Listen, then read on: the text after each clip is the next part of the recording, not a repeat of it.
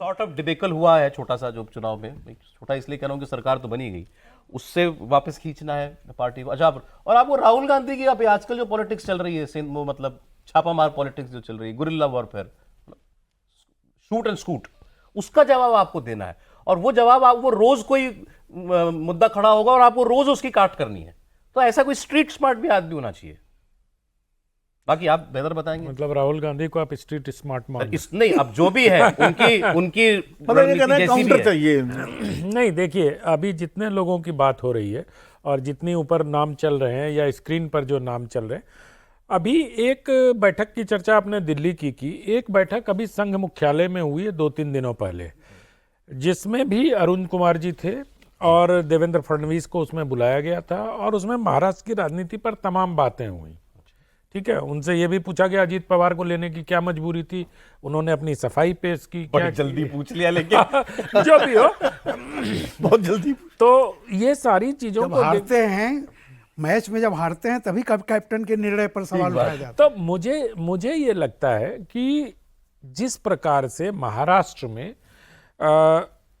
विनोद तावड़े को और पंकजा मुंडे को आगे बढ़ाया जा रहा है। अगर आप याद करिए अमित शाह की रैली, तो इन दोनों को वहां दिखाया गया था एक साथ बैठे हुए, और वो तस्वीर मुझे लगता है कि महाराष्ट्र के भविष्य की तस्वीर है। अभी बैठक हुई महाराष्ट्र की, कल या परसों, कल ही हुई शायद, उसमें ही पंकजा मुंडे थी। तो मुझे ये लगता है कि महाराष्ट्र का नेतृत्व इन दोनों को देकर देवेंद्र फडणवीस को केंद्र की राजनीति में लाया जाएगा, क्योंकि ये तमाम जातिगत समीकरणों में भी ब्राह्मण को नाराज नहीं कर सकते आप।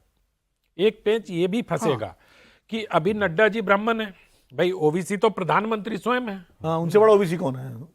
राष्ट्रपति आपकी आदिवासी महिला है, और ओबीसी को लेकर तो तमाम तरह की राजनीति बीजेपी में चल ही रही है। हर चीज में मंत्रिमंडल का अगर आप गठन देख लीजिए तो उसमें कंपोजिशन सबसे ज्यादा ओबीसी मंत्रिमंडल में है।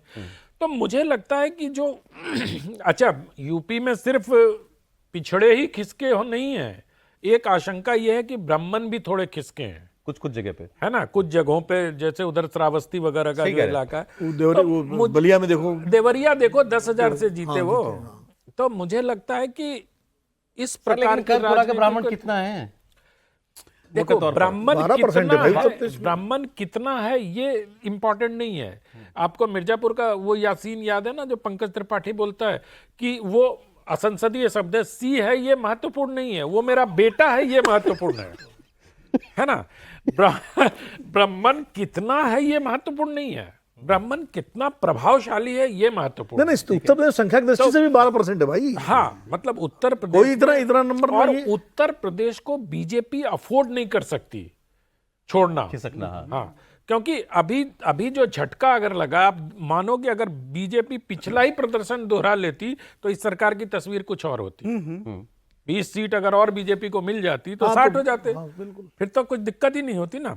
यूपी से ही मिल तो ये नहीं, लेकिन आप मतलब मेरा ये मानना है कि चाहे देवेंद्र फडणवीस बने, और एक और कैंडिडेट जिस पर मेरी निगाह है, जिसको मैं बहुत क्लोजली वॉच कर रहा हूं, वो भूपेंद्र यादव है।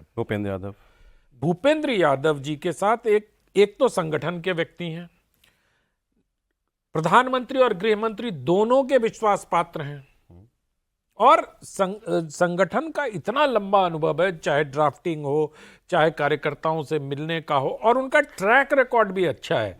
अभी मध्य प्रदेश जब सब लोग हरवा रहे थे तो भूपेंद्र जी और अश्विनी वैष्णव की जोड़ी ने ही मध्य प्रदेश में बंपर जीत दिलवाई विधानसभा चुनाव में, इसलिए इन दोनों को महाराष्ट्र भेजा गया। ये भी धर्मेंद्र प्रधान, मुझे लगता नहीं है धर्मेंद्र जी के पास अभी जो जिम्मेदारी है राष्ट्रीय शिक्षा नीति को लागू करने की, वो जिम्मेदारी बनी रहेगी। फिर धर्मेंद्र जी में वो कास्ट वाला एंगल नहीं फिट बैठता है। भूपेंद्र वाला जो बात आप कह रहे हैं जी, उसमें दम लगता है। अच्छा, अब हालांकि मैंने ही कहा कि बहुत सारा समीकरण इनकी वही बात जो भी आप कह रहे थे भूपेंद्र जी वाली, वही बात इनके फेवर में जाती है, क्योंकि भाई टॉप लीडरशिप पसंद करती है। नहीं, वो अलग बात है, लेकिन सामाजिक समीकरण है। पर संगठन में धर्मेंद्र जी उतने सशक्त नहीं है जितने भूपेंद्र जी। भूपेंद्र यादव का नाम तब भी चला था जब नड्डा जी बने थे अध्यक्ष। उस वक्त भी भूपेंद्र यादव बहुत स्ट्रॉन्ग कंटेंडर थे अध्यक्ष बनने के, और भूपेंद्र जी ओबीसी भी हैं।